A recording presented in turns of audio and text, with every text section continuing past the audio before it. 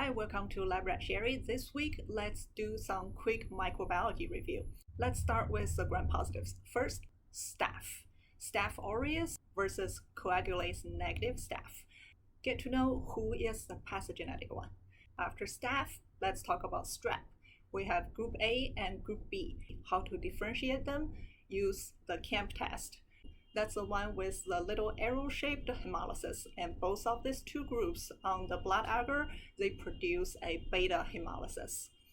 Next one, we talk about the strep pneumo. This one have alpha hemolysis.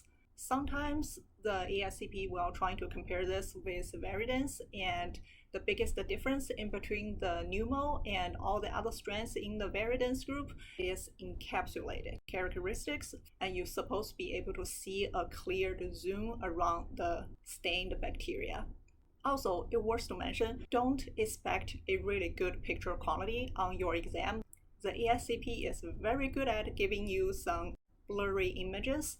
So if you can't confirm, make sure you go back to your question, see if you can find the wording description. Next one is Enterococcus and group D. Both of these need a special agar, that is the biosalt agar. When they grow, they will turn this agar into black. For all the things I've mentioned, the strep A and the Enterococcus, they are both PYR positive. So after the gram-positives, let's talk about the gram-negatives. First thing in the gram-negatives is make sure you remember E. coli and Clap pneumo. They have completely opposite biochemical reaction profile. If you have a hard time to memorize them separately, you can put them into one group and then choose to either remember the E. coli or the Clap. The other one is just completely opposite. Next one is Proteus. You could get Mirabilis or Vulgaris. The test to differentiate them is the Indel test. Vulgaris is positive.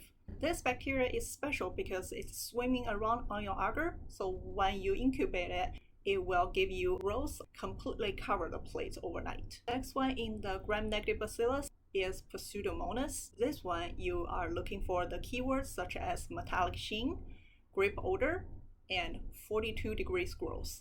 This is one of the few bacteria that can actually grow at a temperature that most of other bacteria don't like. Now let's get into some dangerous ones. The first set worth to mention is gonorrhea and meningitis. Both of them need Thyre-Martin plates. The special plates you need for growing these two because they are fastidious growth strains. These two, to differentiate them, you need the CTA, the sugar test.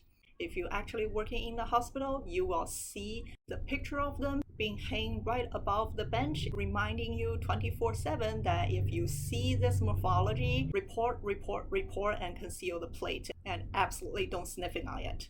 And next one is influenza. Haemophilus influenza. This one is a Coccobacillus. It is a short rods, but it will look so similar to a cocci. That's why it's been called as Coccobacilla. This one is only happily growing on chocolate agar because the nutrient that needed to support the growth is only exist inside the red blood cells. It need to be lysed and released into the agar. That way this bacteria can take the nutrient and grow. And the last one is acid fast. It's almost a guarantee will be show up in your exam. That is the tuberculosis. The reason it need an acid fast testing is because the waxy cell wall not really taking up the regular gram stain very well. It could take up a little bit, but it's so faint and it's so hard to be read under the microscope. That's why it goes under a different way to stain. This one, the biochemical reaction you need to memorize is niacin and nitrite reduction. They are both positive. That's all for today's quick review. I made a PDF. If you want to find it, you can find the link in the description box. It is completely free. Thank you for your watching. This is Lab Rat Sherry. I'll be seeing you in the next episode.